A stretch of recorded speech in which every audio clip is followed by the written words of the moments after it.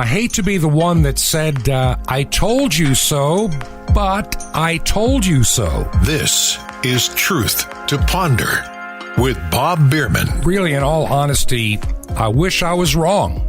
This is one case where I wish that everything I've been saying was completely wrong.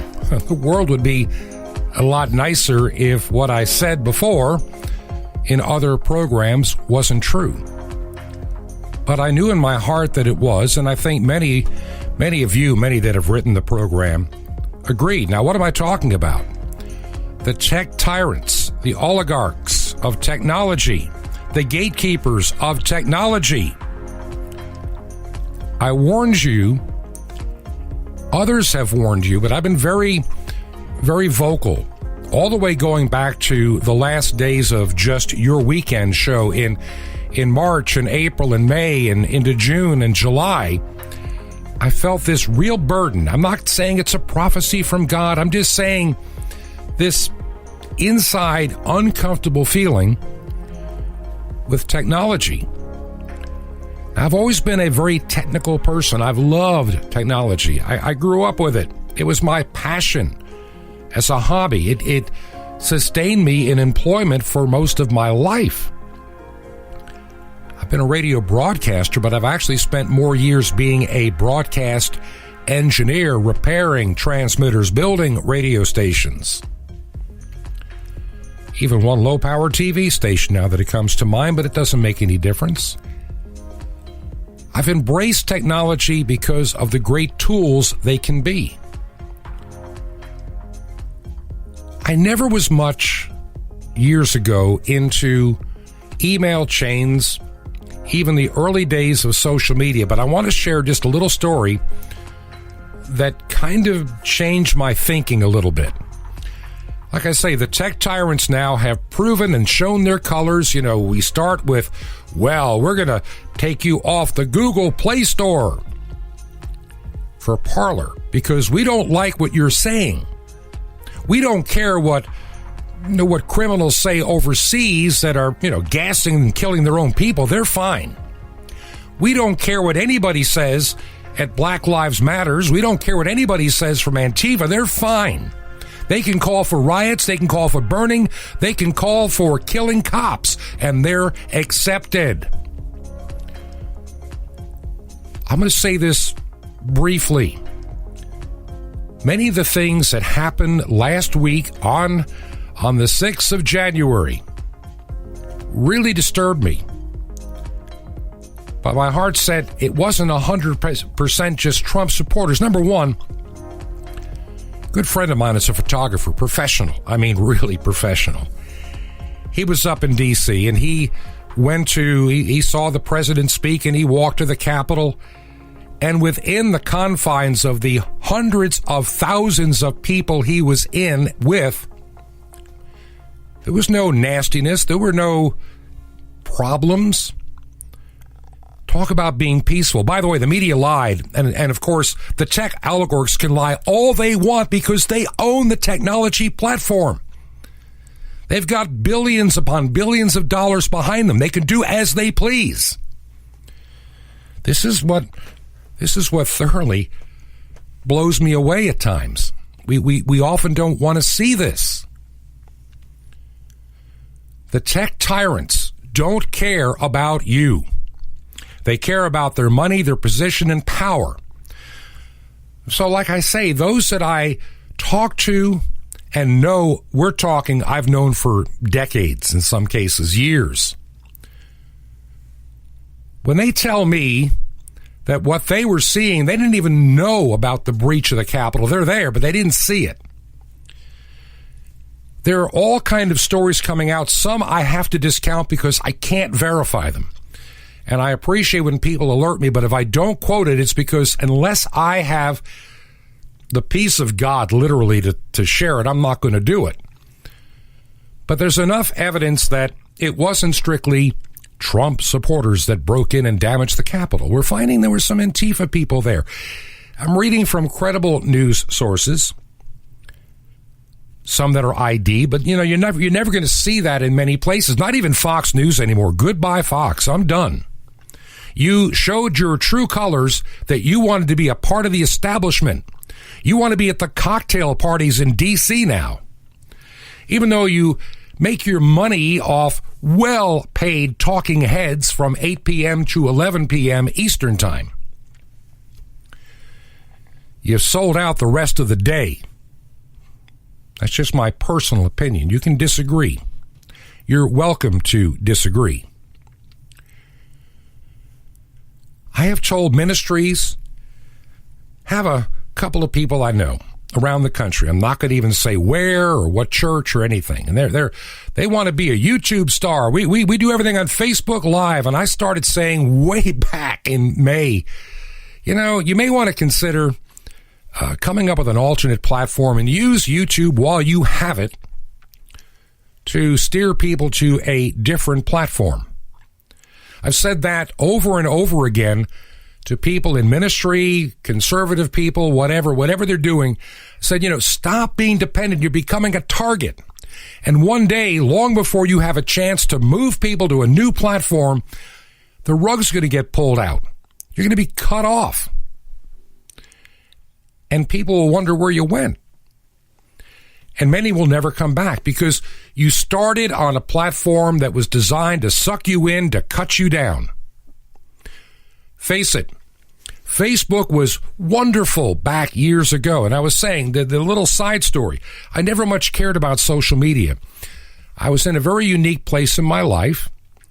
I had just sold a radio station that I had part interest in. And I was asked to go to a radio station temporarily in Florida. And then from there, I was trying to find the next chapter of my life. I wasn't ready to go back into church ministry full time. And I really wasn't up to being the chief engineer of a radio station at that time. And without even looking, I had a phone call from a friend that knew me quite well and said, how would you like to work for a county government as a public information officer for the Emergency Management Division? We're trying to do something new. We have some grant money to work with. We want to really find a better way to get to the public than the way we have been doing things. We don't even have a worthy website. We have nothing but some stupid page that says nothing. We have no real way to contact except, call the TV station up and hope that they can do something for us. And there are just too many radio stations from big cities out of town that care about us. So we talked, and I thought, this would be fun for a couple of years. Well, it became a number of years, and the job morphed very quickly. A couple of things happened. This agency became under a sheriff's office, so all of a sudden, we're in a whole different ballgame. It's not just tornadoes anymore or floods. We're now talking, any kind of a disaster, man-made, terrorist, or otherwise. And I started training, and they found out I had a knack for planning. And so I took more training sessions, and I was involved with one of the largest homeland security drills the country has ever seen. And that's when I realized the growing power of social media in 2010, 10 years ago, that Twitter and Facebook were going to have a huge influence, not just on young people, but even grandma and grandpa to see even faster the pictures of the kids and post what they're doing. And Facebook comes along sucking you in with this connect with your family and friends, which did happen. I connected with people that I hadn't talked to in 20, 30, and in one case, 38 years because of Facebook. You think of a name, you type it in, and son of a gun, there they are. How about that? So I could see this medium developing and growing. But even in 2010, I never envisioned what Facebook would become within the next 4 to 5 years. Twitter, I'm still not a great fan. I really never liked it, still don't like it, never did like it, but occasionally I rarely use it, but I use it only to announce when a new show is up for the handful of people that bother to subscribe. Twitter is, to me, the most insane thing. It started out 144 characters to speak your mind. We're talking in bit pieces, sentences. We got people that can't even say, a friend of mine pointed it out, You know, they can't even say lots of laughs anymore. Yeah, I'm laughing. They just go, LOL, la, la, la. You know, I mean, we're losing our language. We're losing our culture because of social media. Some of the most insane things I've ever seen in my cotton-picking life, as they would say in the South. Now you have Google has kicked Parler off, followed by Apple, and now Amazon. Good old Jeff Bezos. You got to love him. He just pulled the plug on the servers he gets money for, calling it a term of service violation. But other things on his servers that are more deadly to the world, they're fine. He's a two-faced fool. The man has got to be a Satanist at heart, and we're feeding the beast every time you buy something on Amazon. Unfortunately, we've got ourselves kind of stuck in the mold. And don't think the tech tyrants didn't know it when they did it. They suckered you in gently without ever talking about politics. They never got involved with your discussion until about 2 years ago. Unless you were so over the top or had pornography, you were left alone. Now they've been tightening it gradually and gently. You are now ensnared in the trap, and so many people are, well, you know, what am I going to do without Facebook? What am I going to do without Amazon? Well, we did without it before. We're going to probably have to figure a way to do without it again. You churches, I got news for you. You may still be on YouTube. You may still be doing Facebook Live, but don't count on it much longer. These tyrants will take over and start cutting you down. If your church anywhere talks about biblical values, you'll be cut down. You'll be made a non-entity because you're not worthy of being in the discussion anymore. I want you to think about that just for a moment. You're not worthy to be in the discussion anymore because what you have to say doesn't pass their smell test. Use it while you got it, but I'm going to say something else here. I'm going to say something else, and listen carefully. I had a debate with somebody over this past weekend. Not really a debate, just a snarky individual from overseas made a comment on something that I said. That I said spiritual warfare is not designed to be played on Facebook or at the ballot box. There are things we do in both locations, and spiritual warfare is not one of them. And this guy took exception. Well, how do we spread the gospel? And I asked the question, how many people have you led to Christ on Facebook? Nobody. How many people have you led to Christ on Twitter? Nobody. How many people have you gotten mad because of your stand? Everybody. And how well did it work out at the ballot box this year? Terribly. I'm still convinced it was not an honest election, and the powers that be, the tech tyrants, you know, Facebook has $450 million in various ways tied up in screwing up the election. They should be hauled out and hauled to prison. They violated everything. They've done something that I can't do, but they did. They gave money to counties so they could put in these fake pickup ballot boxes all over places to get more Democrat votes. I'm sorry, that's influencing an election. It is illegal in our country. Let me add something else here. It's time for those who are people of faith to make an alternate plan moving forward. Gmail is owned by Google, but everybody says, but I like Gmail. It works and it's free. Yeah, it is. I agree. I've had a Gmail account since it first started, almost about 20 years ago. But you know something? I've been doing this instinctively for the last year and a half without even realizing it. I guess God was leading me already. I don't do a whole lot of important mail on Gmail anymore. Yeah, I get a few notices from a few vendors and things like, you know, your payment was received and stuff. Just innocuous stuff.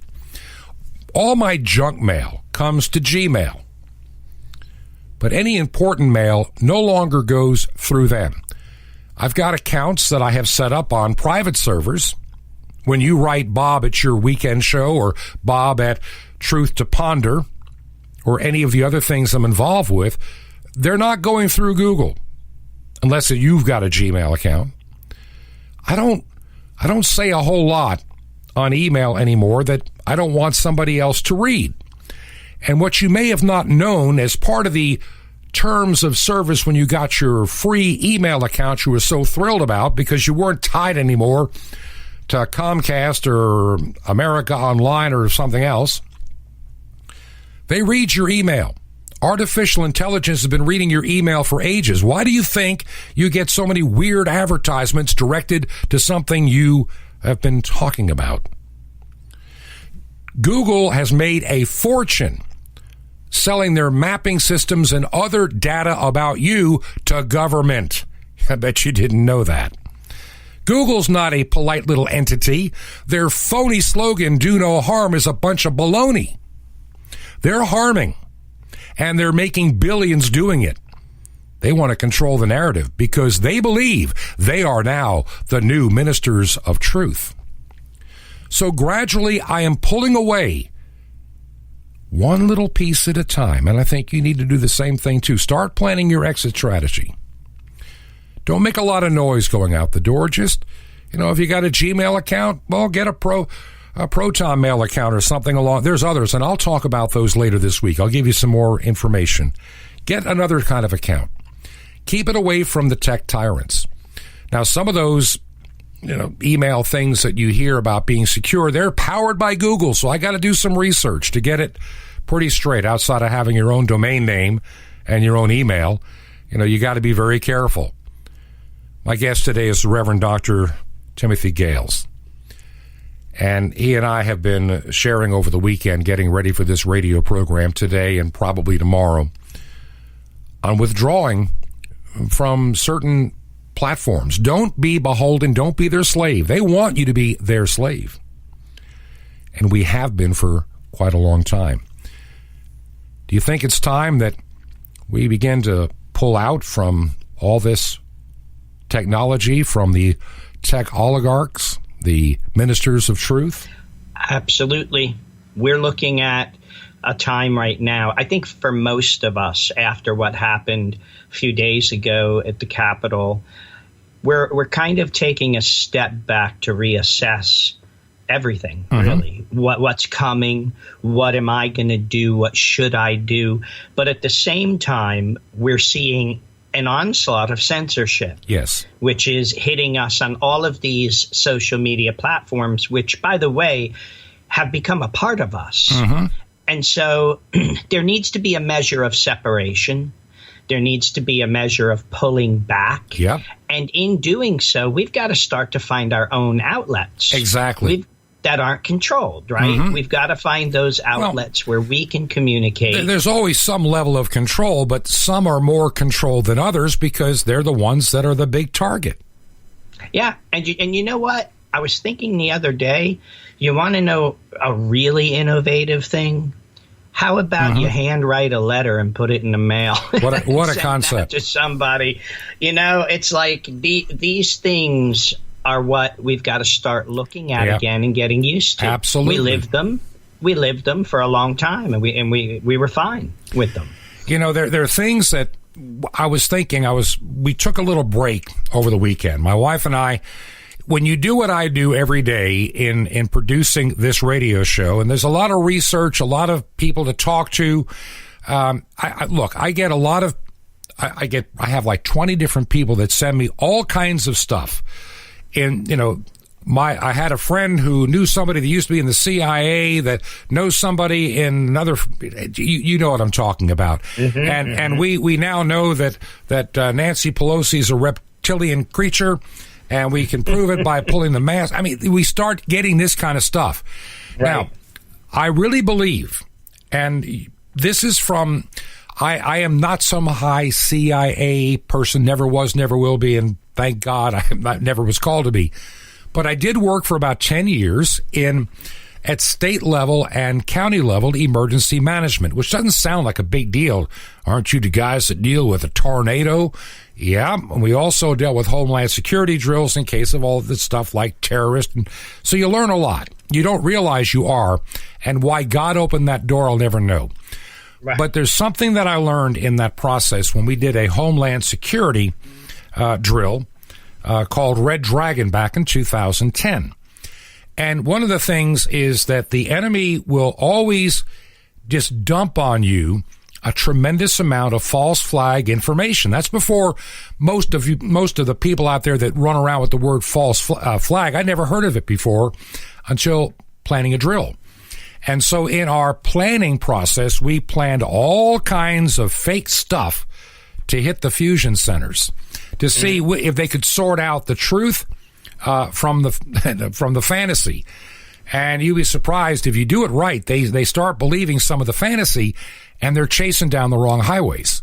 And I really believe that the conservatives, well-meaning Christians, you are being inundated with a bunch of baloney, and it's done to discredit you. You run around and say, "Ooh, I saw this. Ooh, I saw that," and so and so said this, and you start throwing it out there in your social media. And then it's proven wrong over and over and over again. And it's like what they're doing is what we're supposed to do with the false prophets. Ignore them. And what they've done is you keep repeating stuff that's not true. Right. And they now have this, they can beat you over the head. And even when things are true, people will believe they're not true. In other words, this is part of a discrediting operation. Yeah. You are discredited. And the more you're discredited, then it's easy. It's easy to say, well, all those weirdos over at Parler, we don't need them, so we need to shut them down, or MeWe, or possibly Gab, or any of those places.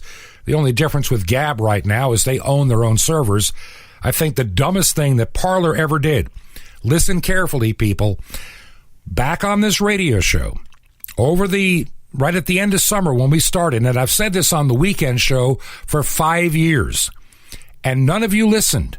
I kept saying, get out from underneath the tech tyrants, the oligarchs of technology. They hate your church. They hate you. They just want your money and power and dominion over you. But what do you tell me? Hey, Bob, why don't you put you have your music channel. Why don't you rent? You could do better by leasing an Amazon server. Gee, how did that work out for Parler? Right. Everybody said, well, you can use Google Drive for all your documents. And I'm going, I don't think so.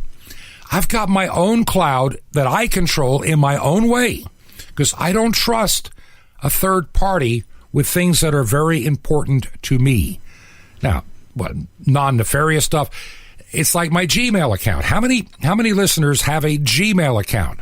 How many would we all have a Gmail account because everybody got one for free. I mean, I don't know anybody that doesn't have a Gmail or Yahoo. It's hard to believe there's still a Yahoo and AOL account out there, but Gmail took over. And how did they do it? It's free. And we give you so's the cheese in a mousetrap. Exactly. It's free. Yep. And then I've known people in business that go, look at all the money I can save. Google Drive gives me, a terabyte of free storage. I'm going, free? You got to be kidding. It's not really free. There's always a price, but it may not be money. Right. And you're paying for it. And so, I've had a Gmail account since literally the year 2001 or 2002. I mean, it's been 18, 21 years. It's like 20 years almost now. Same address, never changed it. And gradually, though, over the last year, I've been moving anything that's important to me. And I'm also careful when I reply to people that have a Gmail address. There are things that I don't say in an email anymore. That if you're on Proton Mail or you're on a private served mail, exchange that you control, I'll tell you more things in that email than I ever would Gmail to Gmail. You want to know why? Part of your free mail comes with the right for them to read your mail with artificial intelligence. Now, that's not some conspiracy theory. That's nothing I picked up from some weirdo with a website. It's in the terms of service. Down about, the 436th paragraph. Right. Where nobody ever reads, but we all click the little button that says, I accept it. I accept. And what it is, and what they're saying they're doing with it is, and I can tell you, once again, because of the work that I did, Google, how do you think they make money with billions of dollars of infrastructure and no cash coming in from you to maintain it? And I cannot believe people are so dense they don't connect the dots. No. How can something be free? Because what you're putting on their system, they have access and ownership. They own your email. You can delete it, but they still keep it. Always. Everything you put there. Everything you've ever written on Gmail in the last 20 years, they can pull it up. That's right. Same thing with Google. Every single word you have ever typed into that space, that search space, the search is kept. So they know everything. I mean, if you had, God forbid you had HIV and you were put HIV in there because you wanted to look up stuff on HIV, they know that. They know everything you have. They know what you're looking at, what you've searched for, what your interests are. And the AI has a complete profile on every one of us. And that's just one place. That's Google. Now go to your Gmail. Now go to all your social media platforms. Exactly. Everything you like is recorded. Everything you post is recorded. Everything you say is recorded. So, ultimately, you ask, how do we kind of separate? It's not easy, is it? It's really not easy unless you go off the grid. You're literally off the grid. No more anything. No cell phones. No, I mean, you can have a phone. I know a guy who has a flip phone because he will not get a smartphone. And he keeps the flip phone in a drawer in his office that he only goes and checks twice a day. Yep. And the door is shut in his office, and he never carries it with him. He never goes anywhere with it. But he'll come and he lets everybody know, I'll check it twice a day, but that's it. Exactly.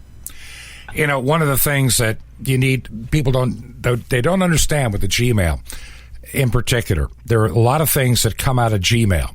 Number one, just like with Amazon and all that stuff. Look, I have all this high-tech stuff, and I get it, and I use it, but I also know what not to tell it.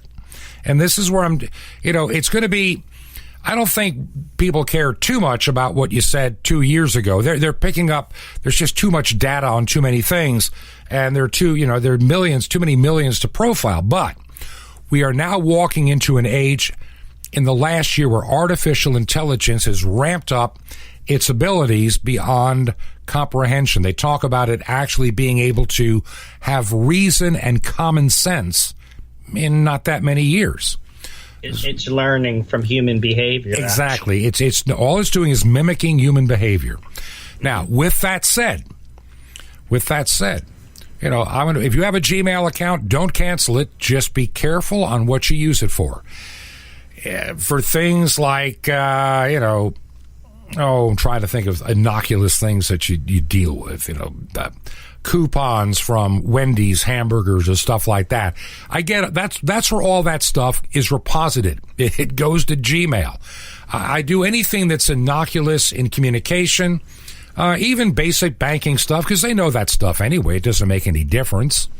All my replies to for automatic payments, because once again, it's just confirmation. It doesn't make any difference. No sense to hide it, and no sense to give it a new track path to a different email. I mean, why bother? So I've decided, and I did it without even realizing I was doing it. If I've got something a wee bit more personal, you send it to a different address. I have not sent anything out to anybody of late that's been anything that's not out there already. In other words, I will not use Gmail, and that means not just on my side, but if you have a Gmail address, I'm not going to say anything that 100 million other people haven't said. If that you follow what I'm saying, I'm not going to put something so unique that gets flagged. I can't do that. You can't do that. Right.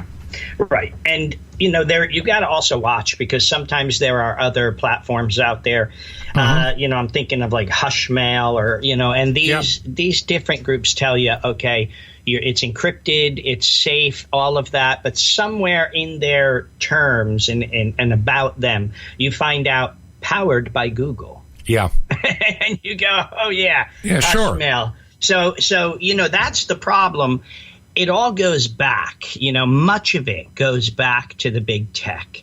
And it was designed that way. They know people want privacy, so they come up with private platforms, and people go, oh, yep. Look.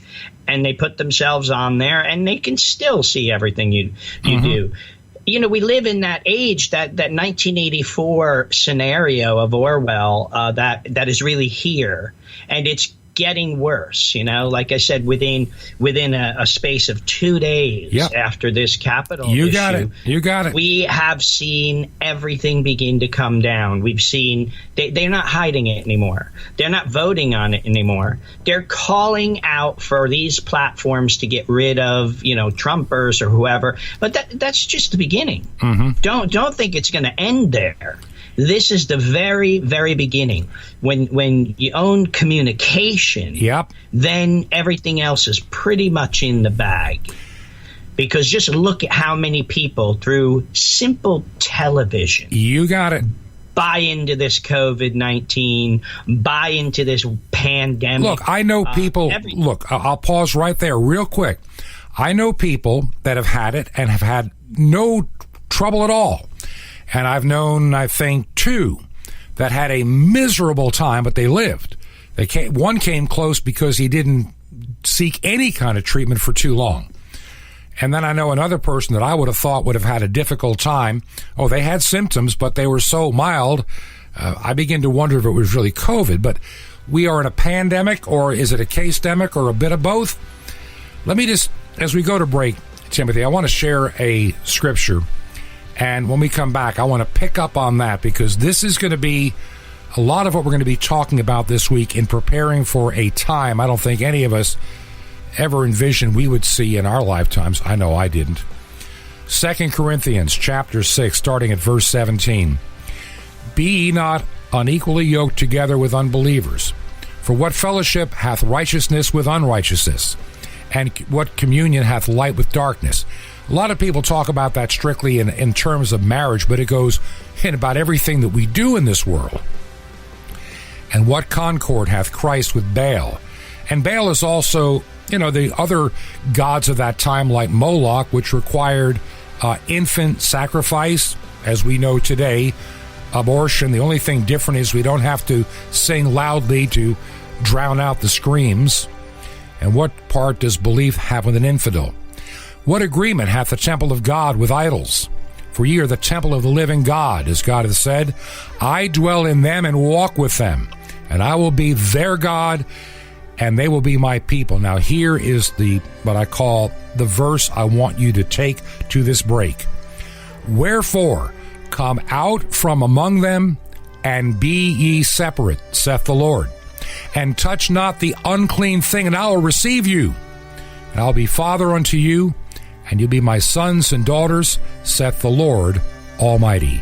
We will be right back. This is Truth to Ponder with Bob Bierman. Not a fishy book. In a moment. Shalom Alechem. This is the nice Jewish boy, Jonathan Kahn, your Jewish connection, bringing you the riches of your Jewish roots in Jesus.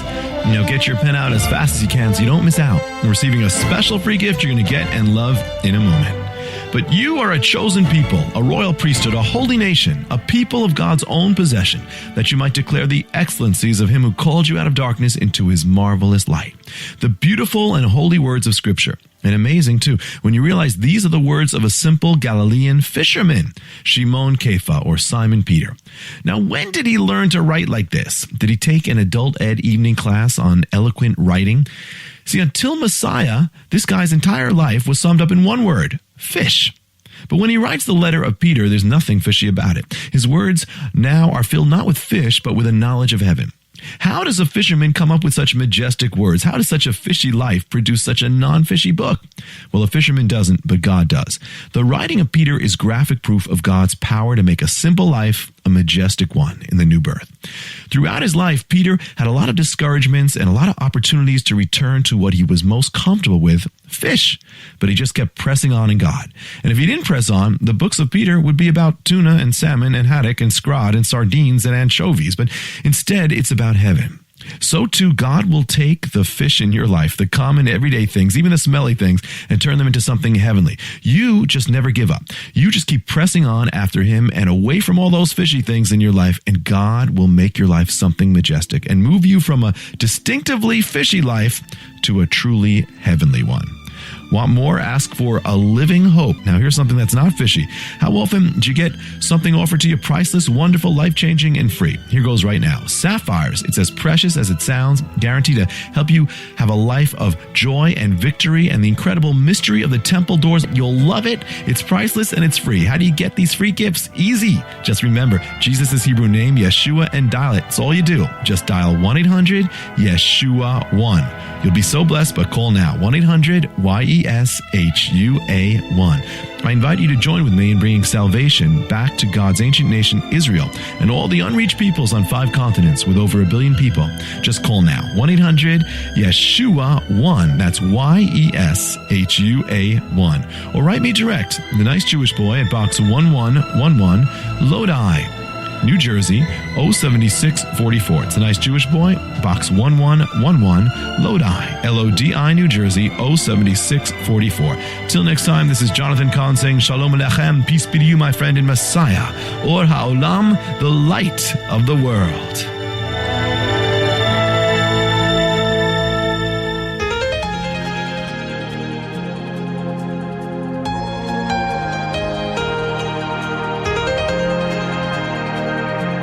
This is Truth to Ponder with Bob Bierman. And welcome back to part 2 of the Monday edition of Truth to Ponder. I'm your host, Bob Bierman.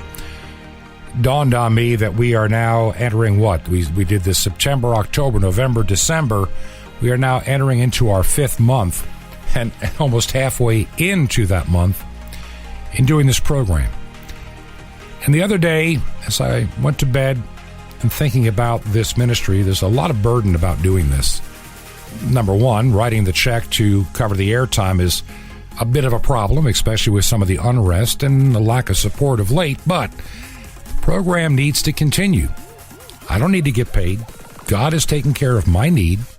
I just need to have the time which God has given me and to put this program together. And I hope that you appreciate the efforts that go into this, not just for me, but others that help me in trying to find the material to discuss and talk to you with and about. I've watched since the Lord laid it on my heart back in the spring, the idea of doing a daily show, and I was a bit resistant, I'll be honest. I didn't want to, that's a lot of work. I knew how much work just doing your weekend show was. One program per week being distributed was a lot of work. And now to multiply that by a factor of 5, I was concerned. But I thought I'd give it a try for a while. And so far, I want to thank you for the support that you've given, the emails that you have sent, and I want to really this week start to laser light focus on a few things that we've kind of talked about and sometimes even around. I bring on guests for a specific purpose. They have spent their time in prayer and study to share wisdom with all of us. We all can share together. Dr. Timothy Gales made it so clear in the first half of the program. Look how fast things changed. We went, we all knew that, Facebook is putting people in Facebook jail, and Twitter, well, it's just Twitter. We kind of decided, we were accepting of some of the censorship because we figured they're all, leftist, globalist bozos anyway, so we didn't care. Besides, if it gets bad, we can all quietly go over to Parler. How did that work out? The globalists already were one step ahead. They're leasing the server space back to Parler, and they decide it violates terms of service. Look how fast. Android phones. The app still works if they ever get their servers back up online, but, one of the problems that they're going to have is where are they going to get the server space? We'll find out this week how well they do and how costly it might be. Like I say, the tech tyrants bring you this low introductory offer, and they got you hooked. And this has been the problem. just like AT&T and their cable service. Hey, only $99 a month. You get a phone, you get the internet, you get your digital TV and all that. And then within a few years, why did I get a bill for $296? I mean, it really happens to people. Vios, all of them, same thing. They get the hooks into you. You become dependent. And a lot of people are afraid to leave, especially if they've got an email address attached, which they're reading too, if you have one of their AT&T addresses. What I'm trying to tell you is it's time to be more separate from this world. We need to find our own pathways quietly. I mean, we can exit. They'll notice that we're kind of leaving, but, just quietly withdraw. And they will believe that they have won. I am convinced they'll believe that they have shut us up. And they're the type that don't use a lot of the other forms of communications. They just don't. It's not in their, I'll give you the term, DNA, for lack of a better word. If you believe in the work of this ministry, would you consider going to the website? Yeah, we host it. We don't use any of the Google or stuff services. We're using a very small company based in another state. I won't even say where. And I know I've seen the server. I've seen a picture of it. It's not run by anybody else. So if you want to contact me there. And we're still using ways to support if you want to, as long as they allow it. From the website, truth2ponder.com. Truth2ponder.com. And, of course, the good old U.S. mail is working great. We're sticking around in Georgia for a while for a number of reasons. And you can write to me, Truth to Ponder, and the address is 21 Berkshire, Berkshire Lane, number 263 in Sky Valley, Georgia, 30537. This week I've got to put together enough money to write a big check that's got to go out, or the airtime disappears in one place pretty soon. So just so you know, any help, I don't care if it's $5 or $10, it all adds up if everybody will help do their part. Stop feeding the tech tyrant beast. Maybe it's time we begin to develop our own platforms and things. And tomorrow or Wednesday and Thursday, we'll be talking even more about all these things we can do to keep ourselves connected. The Reverend Dr. Timothy Gale's my guest. Timothy, I'm sorry I went so long in coming back, but I just had to let people know the things that are going on. Withdrawing from what we're comfortable with is not an easy thing. I know it. I get it. It's kind of when you lose your electricity for a few days, it's like, how do you live without it? And we forget that our grandparents and great-grandparents did. So we need to stop being so spoiled. So what are your thoughts about withdrawing from this world? Well, look, Huxley in his Brave New World wrote that, we were going to have all these gadgets and we would end up loving our servitude. And that's what it is, a servitude. We call the internet a net. Mm-hmm. We call the web a web. We're caught in that, aren't we? Yes. So we got to kind of pull ourselves out of that. I say we slowly fade away, kind of one discipline at a time, and that's when it's going to take. Start by when you get in your car and you go out to the store, don't bring your phone. Don't bring it with you. Learn how to function without it, and it becomes no big deal. It's habit, right? Yeah. We live in a society in the Western world. Going back to the Enlightenment, let me get a little philosophical here. The Enlightenment project, cut Western man off from his roots in tradition. But it failed to produce any type of binding morality based on reason alone. They extol reason, but they cannot produce any type of binding morality. Plus, the Enlightenment constantly extols the autonomous individual. It's man is going to pull himself up, and he's, by his bootstraps. We even say that in America, right? Yeah. And so consequently, we live in a culture of moral chaos and fragmentation, in which many questions are simply impossible to settle. And that's why we're seeing this entire chaos and people pitting each other against one another. It's incredible.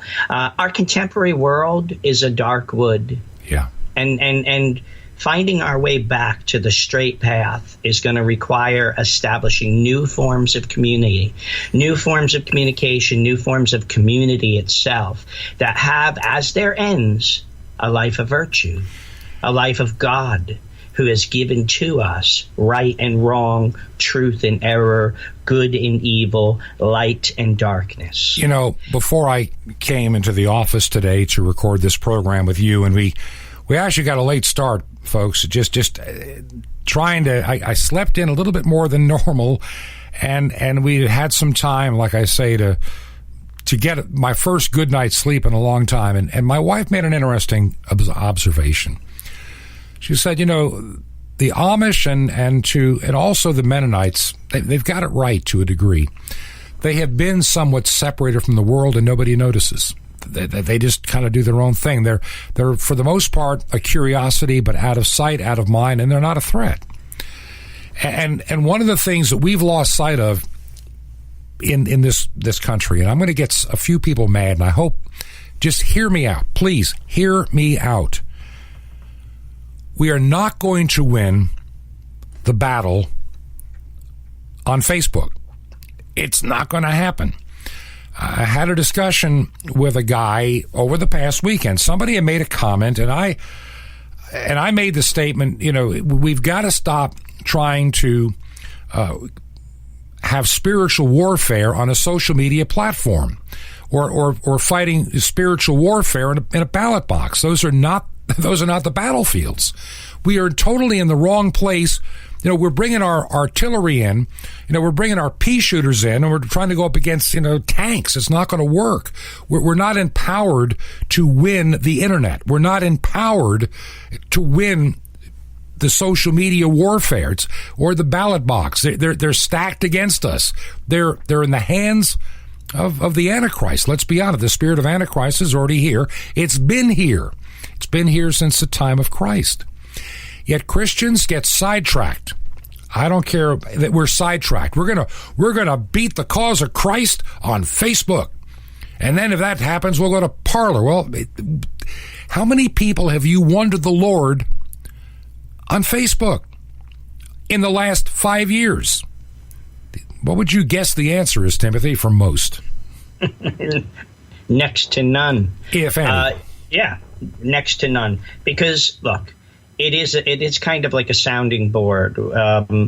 People become very narcissistic, really, with Facebook. We like to put things up, and then we desire inside other people to like our posts, and then to comment good comments on our post, and that makes us feel good. You know, Scripture tells us, redeem the time. Do you honestly think sitting down with Facebook for 6 hours a day is redeeming your time? No.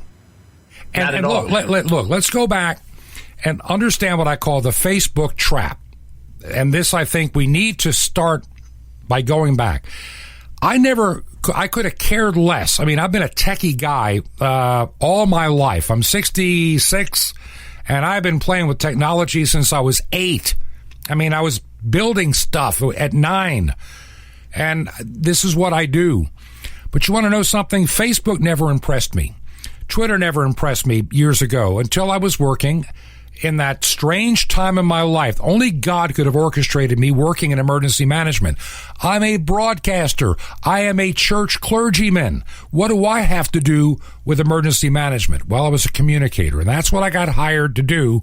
And it morphed in a year and a half into planning and all the big stuff. I ran an emergency operations center for a few days. I mean, this is what I've learned how to do. And it was a baptism by fire. But there are things that I realized, okay, people are going to be using things like Twitter and Facebook. So we need a Facebook page and a Twitter and the ability of text messaging. So when there is, you know, bad tornadoes or floods or an industrial accident or a major car wreck on an interstate, we have a way to communicate. And so begrudgingly, trust me, I got my first personal and then I was attached to the business Facebook account. And I'm going to tell you, for years, I barely ever used it. And then there was a time in my life, and all I'm going to tell you, I'm not going to get into detail, but let's just call it a very dark and lonely time for about a couple of years, just in a transitional period. And one day I'm just kind of playing with this app on my phone. And you kind of get addicted because all of a sudden you run into a friend you from high school you haven't talked to in 35 years or 40 years. And it became a little bit strange to be connecting with people that somehow find you, and I don't know how the algorithm works. And the next thing you know, you're spending 10 minutes, then 30. Then you find yourself hours at a clip. And that's back when it was innocuous and everybody was friendly and there was no politics or none of it. And then once they had us all locked in, then the headbanging begins. What's been your experience with social media? The same thing. Look, if we read the scriptures as long as we sit in front of Facebook or social media, we'd be going through the Bible probably every 2 days. Mm-hmm. The fact of the matter is, you can sit down and you can watch 3-4 hours fly by in the blink of an eye sitting in front of the computer, Facebook. And I'm bad about it. I have a pile of books next to me, plus the Bible, that I want to read. And I end up getting online, and that's it. I'm done for 3 hours. I know. I've been online, and I haven't touched the books yet. So this is a problem, because let me ask you something. How have you grown intellectually or even information-wise in those 3 hours? Yeah, because 90% of the stuff you get on Facebook, when it's, super secret stuff or the keto diets and everything else, most of it is garbage, and you're falling for it. Facebook makes money by putting ads in front of your face based upon some of the things you're saying and doing. And yes. And also their connection to Amazon. Boy, you say, listen, I want people to understand this. So whenever you have your phone in a room, be careful of the things you say. I have had more people say they are talking about, we need to get a leaf gutter thing to protect our gutters because we're getting leaves in it. By the next day, you're getting inundated with emails and Facebook ads for leaf guard covers. Have you ever noticed that? Oh, yeah. It's very strange, and there is a book out which I would highly recommend to people by a gentleman named Jean-Claude Larchet, Larchet. Mm-hmm. It's called The New Media Epidemic, The Undermining of Society, Family, and Our Own Soul. And he deals with this very thing, the computer, the social media, all of it. And it is, listen, if you don't think it affects your soul, you are crazy. Because how many times have you sat there, misread the tonation of an email, of a comment on one of your posts, of a messenger message? Because we do it in such short. You mentioned this during the break. We talk in little tidbits. We don't talk in full sentences in social media for the most part. Now, a few of us are willing to spend a few minutes and write a paragraph. Most are that dumb. And it's like or me Tarzan, you Jane, LOL. Yeah, me Tarzan, you Jane kind of, conversation. It doesn't. Listen, I have people actually say that when I talk to them in real person. LOL. They look, and if something's funny, they go lol. Lol. And I go, oh my gosh, they're just saying laugh out loud, lol. So now we're using it in conversation, which that's not a conversation. My wife and I mentioned this. Two things I want you to comment on. First, we took a break from the world over the weekend, and we actually kind of watched some old movies that go back to the 70s. Oh. Yeah, I did, and boy, the bell-bottoms looked weird. But, they were innocent movies, and it dawned on me that I was a lot happier back in those days in the 1970s, building a career, not even being wealthy, struggling to make ends meet. I was immensely happier at that time because I wasn't living and breathing every political wind that came down the road. I was settled in my faith completely, and my family and the world that God had granted me for that time. And I didn't need the internet. I didn't need 800. I think I got like 300 channels on satellite or something I never look at. I was happy with 3 TV channels, 3, and one was snowy. And we didn't watch it until 2 or 3 in the morning. We sometimes played music, but we talked and we engaged with each other instead of staring into and I find myself doing it. It's something. It's like I got to get the information, but I also got to find that balance. And I'm afraid we're gonna run out of time here in just a few minutes. But realizing I was happier in a simpler time when I didn't have the internet, I didn't have a cell phone, I didn't have a computer, I didn't have 90% of the stuff that we have today. Because you could be you. You could be you, because who you really are is when you're sitting alone in a room before God. Well, not when you're on a computer behind.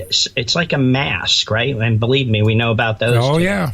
But sitting behind a computer, you can be anybody you want. You can say things that you would never say to somebody face to face, but you'll put them down there, and they do likewise. So we've entered an age of fake. Anger. I call it fake, and it's addictive fake. Mm-hmm. That's even worse. So we become double-minded, and that means we're unstable in all our ways, as Scripture would say. And I want to pick up on that thought tomorrow. I was just thinking, when I first got deeply involved with using computers back in the late 80s and early 90s, it was primarily as a glorified word processor and printing system for important work. But I didn't spend 10, 12 hours a day on it. It's like 2 or 3 at a clip. And when the internet came along, some research, my seminary days, a lot of paper, a lot of papers were written on it. Sure beat a typewriter or my horrible handwriting.